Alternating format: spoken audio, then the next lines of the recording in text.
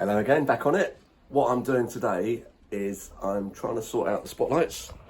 Well, the light bars. So on the bonnet, I'm going to keep them as far forward as possible, but I can't go into here because it's double skinned. That's where the bonnet pins are. So I've got to go here really. So I've taken a measurement. So I've got an idea of where they need to go there. I might put some tape on so I can mark it up. That is a light connected to an earth and the power feed, which I'm presuming is for the spotlights. So I've got to get in the car. Apparently there's another switch behind the dash that isn't fitted anywhere. I spoke to the guy who used it last year for the rally, and he said there is a switch there if you have to do a combination of switches to get power there. So I'm going to have to look into that and sort it out. Can't find my multimeter anywhere. I've also been using it somewhere and not put it back. So I need to get a bulb or something set up. Right, first of all, I'm going to do... Oh yeah, and also I've got to finish off priming the dry sump pump. I've got to check all the tyre pressures. I've got to torque up the wheels because I took them off and checked the brakes. And then I can fire it up and take it for a spin, see if there's anything noticeably wrong with the alternator. Fingers crossed. I don't see why there should be, but I've tried speaking to the guy who owned the car and built the car, but I can't get through to him. So I just thought, you know, he's obviously developed it over the years and he's had all the problems with it. So that's why I don't want to change anything. I want to keep it as it was, because it seemed to work. But the more people I speak to, the more people say that this car has had a lot of alternator problems, which I don't understand. My BMW, I just stick it on and it's never been a problem. But I think the earthing might have been an issue on this, so maybe that's going to help. John, the guy who does electrics and cars and loads of stuff, he's going to, I've left him a message saying he wants to come down and sort it out. So I've messaged him saying I've done the donkey work, put the starter mode, the alternator in. He wants to look at the wiring that goes from the alternator to the main feed. So I've messaged him, but I've not heard back from him yet. So we've still got a week and a half, week and 3/4. So, I mean, it should run like it is now with the two cables there, I'm guessing. But obviously I want to get it as good as possible. Right, let's get this light bar on. That's the marks now for where the holes need to be. What I tend to do is, I took it off the jack yesterday, once I've done the tyre pressures, I'll put the lights, rest them on the bonnet, and then get a level on the front. If I can get the front, making sure that's vertical, then they're going to be they'll be pointing in the right direction, because the spread of beam out of those, these ones are spotlights and these ones are like spread fog light type things. So they work really well, and they're really reasonable as well to buy. Right, so I'll just lift the bonnet, check that's nothing underneath that will be in the way. Drill them, stick them on, get the lead sorted out. Right, we're getting somewhere with the spotlights. There was a switch in this dashboard here, which is this switch. So this is wired from the high beam feed from the stalk. Well, I guess so. Once it goes behind there, there's no way of knowing where it goes. But when you put high beam on, power goes to that. And then it goes out into the bonnet, I presume. Once it's probably wrapped around the dash a couple of times and goes into the bonnet. So I'm going to power it up. It's powered up now, and test the connections under the bonnet to see which one it is that it comes out on. This is a brilliant tool. If you put it to something, an earth, it comes out red. But if you put it, if it goes to a positive, it comes out green. So it's really handy for working out what goes where. So you can obviously put it onto the light switch, and then when the ignition's on, it will put power into it, so it'll turn green.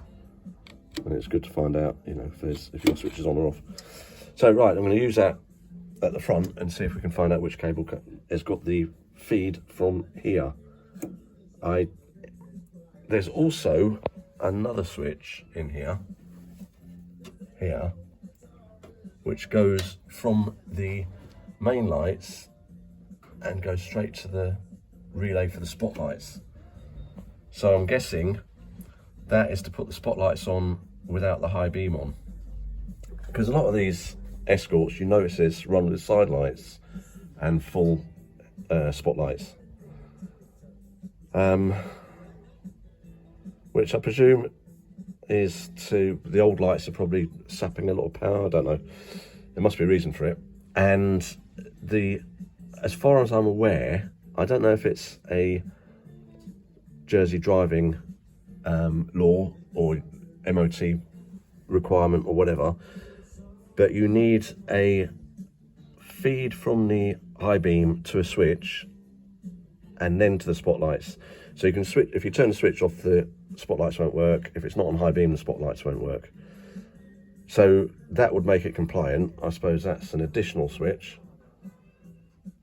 And if all else fails, you can put that on, you've still got spotlights, I'm guessing. So I found where that comes out. There's a little connector under the bumper at the front for when it used to have spotlights. So I'm going to see if this is the same feed, if that feeds it as well. So I'll go and have a look now.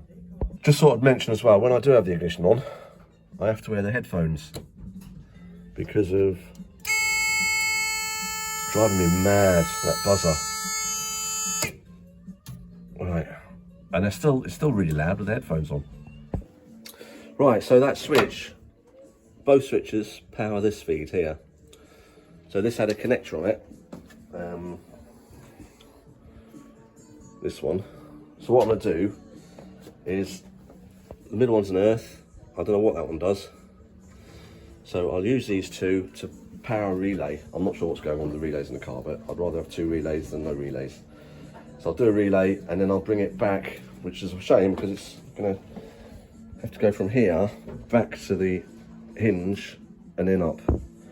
I was getting a bit confused with this cable that runs up the bonnet. I presumed it ran to here, but then there was no earth on that. So it turns out this one runs to there, then back down to there where it's being cut.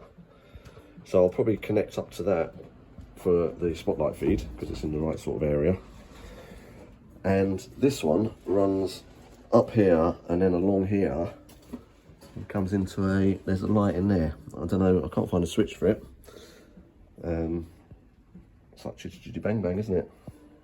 Pressing switches and be exciting to see what they do. Right, so I think that's the spotlight sorted out now. Well, once I've wired them up, so I'll get on with that. Right, there was a lot of grey wire bundled up under here. This is it here. So I've taken it back, which, yeah, so I've had to undo the sheathing. I haven't cut it, that's how it was under the take. It goes in under the dash, so I had to pull the dash out, and it ends up over there, and it turns out it's a fog light, which it hasn't got. So I've pulled that cable out, but interestingly, when I was pulling it out, I came across these two. They won't cut like that, I've opened them up now, which are the ones that were cut from there. So, which apparently were the original spotlights. So I'm going to see if there's any power going to these as well for the spotlight switch. We'll put the lights on. I'm glad I found that because bare wires just, well, they weren't bare, they were just cut, but you know, that could have been a problem. Right, let's see what power we got on them. There, more spotlights cables. So I can connect that back up, run it along the bonnet where it already is, and that's going to make life a lot easier. This probe's brilliant, it's so good. And what you can also do is, if you've got a connector, you can put put power to it, or put an earth to it. So I'll put 12 volts or put an earth to it at the end. That's brilliant. I think that was Gentleman's Motor Racing Team recommended that.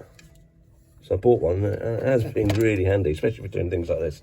So he's got a Mini, does rallying. We've met him a couple of times while I've been away.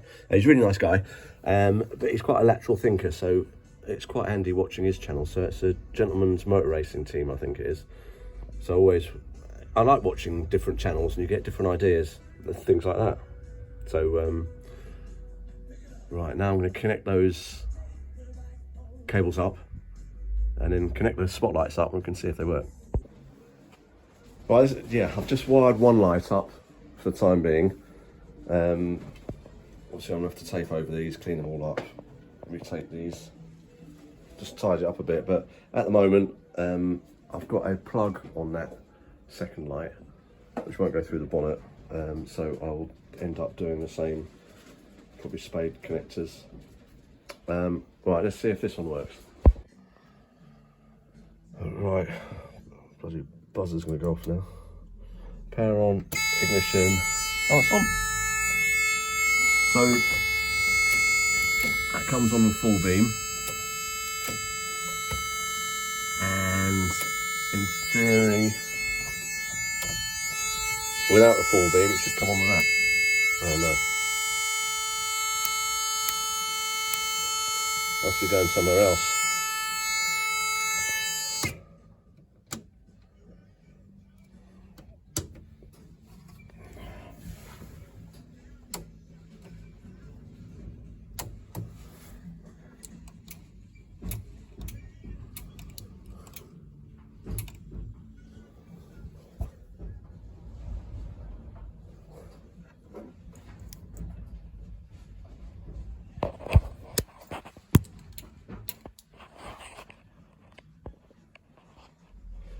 Well, fancy that. If you turn the key to the left, you can get all the lights working with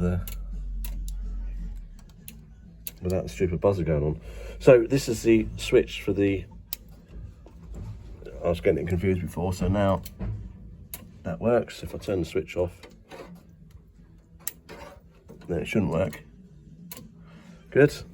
And then there's another switch.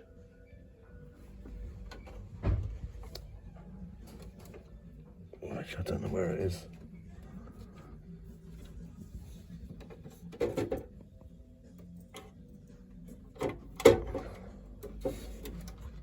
Right, oh, here it is.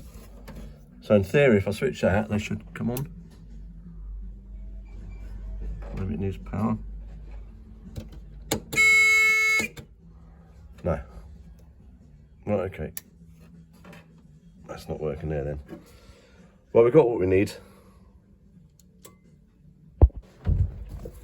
I just thought I'd check that there's a compressor up there for the air horns, and I tested it to see if it worked and it didn't. Well, the compressor did, but the horns didn't work, so I found out that the air pipe had come off it, so I put that back on. Right, so that's the spotlight light, single one, done. So what I need to do now is tidy up this wiring and drill a hole in the bonnet for this feed to go down to attach to them as well. I'll do that now.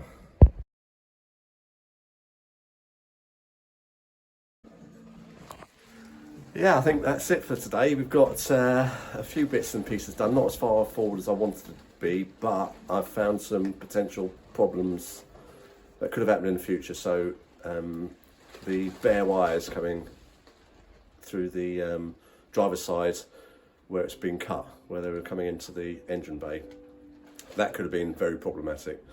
The lights are on, they both work. They work off a switch that is fed off the high beam. So the other switch, I didn't bother with that. The I might find out, I should have done. Check the intercom works. I've been pumping the oil back into the dry sump tank, but I'm not ready to drive it yet. I've got to get the other belt on.